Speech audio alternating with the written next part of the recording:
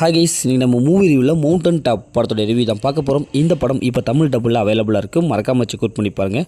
இது ஒரு suspense thriller மூவியாக வெளியே வந்திருக்கு. இப்போ இந்த படத்தோடைய கதையை பார்த்துடலாம்.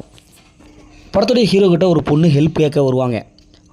அந்த பொண்ணுடைய ஹஸ்பண்டு ஜெயிலில் இருப்பாங்க. ஒரு சம்பவத்தால் ஜெயிலுக்கு போயிடுவாங்க. இவங்களை எப்படியாவது காப்பாற்றணும், அது நம்ம ஹீரோனால தான் முடியும். அதனாலேயே ஹெல்ப் கேட்டு ஹீரோகிட்ட வந்திருப்பாங்க. ஹீரோ யாருக்கு தெரியாமல் ஒரு கிராமத்தில் வாழ்ந்துட்டு இருப்பாங்க. அவர் ஒரு வக்கீல், அதையும் மறைச்சி வாழ்ந்துட்டுருப்பாங்க. இது எப்படி இந்த பொண்ணுக்கு தெரியும் அப்படின்ட்டு பார்க்கும்போது அவங்களுடைய ஹஸ்பண்டை ஜெயிலில் போய் பார்க்க போவாங்க. ஆனால் அவங்களுடைய ஹஸ்பண்ட் ஒரு பாதிரியார். நம்ம ஹீரோவுடைய லைஃப்பில் நடந்தது எல்லாம் சொல்லுவாங்க. அதனாலேயே ஒரு குழந்தை உங்களுக்கு உருவாகும் அப்படின்னு சொல்லுவாங்க. அதன்படி ஹீரோவுக்கு நடக்கும். இதனாலேயே இந்த கேஸை அவர் கையில் எடுத்து அவர் களத்தில் இறங்குவார். இப்போ இறுதியில் அந்த பொண்ணுடைய ஹஸ்பண்டோடைய லைஃப் என்னவா இருந்தது, அவங்க எப்படியாப்பட்டவங்க, இதை ஹீரோ எப்படி கண்டுபிடிக்கிறாங்க, எதில் என்ன ஆச்சு அப்படிங்கிறதா இந்த படத்தோடைய கதை.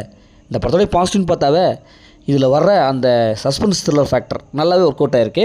இதுவரை ஹீரோ ஒரு அமைதியான ஆளாக ஒரு வில்லேஜில் ஃபஸ்ட்டு ஆரம்பத்தில் இருப்பார். அதுக்கப்புறம் படம் செகண்ட் ஹாஃப் தான் படம் சூடு பிடிக்க ஆரம்பிக்கும். ட்விஸ்ட் அண்ட் டர்னிங்லாம் பக்காவாக மெயின்டைன் பண்ணியிருக்காங்க. இதில் நடிச்சு எல்லாமே சூப்பராக பர்ஃபார்ம் பண்ணியிருக்காங்க. குறிப்பாக தமிழ் டப்புடு நல்லாவே இருக்குது.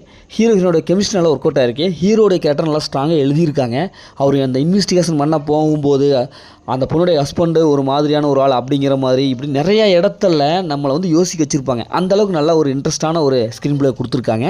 படத்துடைய அந்த கடைசி கிளைமேக்ஸ் நல்லா வந்திருக்கு, நல்லா ஒர்க் அவுட் ஆகிருக்கு. இந்த படத்துடைய மைனஸ்ன்னு பார்த்தாவே ஃபஸ்ட் ஆஃப் கொஞ்சம் மிடில் ஒரு சில போர்ஷனும் கொஞ்சம் லேக் அடிக்கிற மாதிரி இருக்குது, கொஞ்சம் ஸ்லோவாக இருக்குது. இன்னும் கொஞ்சம் ஸ்பீடு கொடுத்துருக்கலாம். ஒரு சில லாஜிக் மிரலாம் இருக்குது, ஒரு சில கேள்விகளை விடையே இல்லாமல் இருக்குது. இப்படி படத்தில் ஏகப்பட்ட சீன்ஸ் கொஞ்சம் ப்ரெடிக்டபுளாக இருக்குது. அதை கொஞ்சம் சரி பண்ணியிருக்கலாம். இந்த படத்தில் அந்த மாதிரி சீன்ஸ்லாம் எதுவுமே இல்லை. இந்த படத்தை ஃபேமிலியில் பார்க்கலாம். மொத்தம் அந்த படம் இப்படி சூப்பராக சொன்னாங்கன்னா இந்த படம் ஒரு ஒன் டைம் வாட்ச தான் நாங்களும் சொல்கிறேன். ஓகே, இதே மாதிரி அடுத்து ஒரு புதிய மூவி ரிவ்யூ சந்திப்போம். அப்படி நம்ம சேனலை சப்ஸ்கிரைப் பண்ணி உங்கள் ஃப்ரெண்ட்ஸ் ஷேர் பண்ணி சப்போர்ட் பண்ணுங்கள்.